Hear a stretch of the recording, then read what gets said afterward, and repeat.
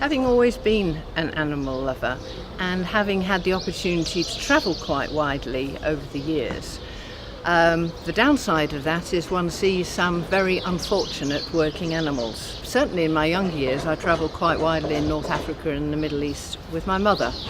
We were both very struck by the plight of working animals, particularly the donkeys, horses and mules, and we both resolved to get involved with a suitable charity.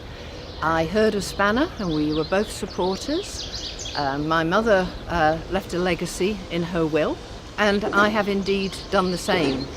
Today, a group of dignitaries, local people and somebody from the British Embassy in Rabat have gathered together to award the caleche owners with prizes. They take tourists for rides around the city, and the prizes are for the best kept horses. The other caleche owners will then see there's something in it for them if they're going to look after their horses well. It really demonstrates to the owners that it's important to look after their animals and that they will benefit as well as their animals. And I think there's somebody who's trying to join us here in the background.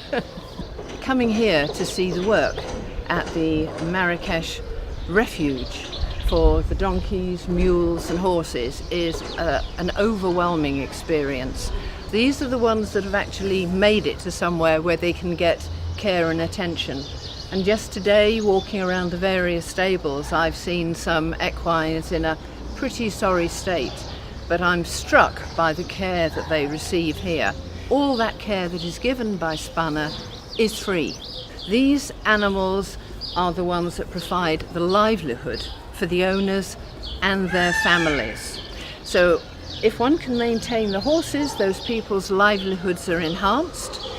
Not only is the veterinary care given free, but also training in how to look after their animals.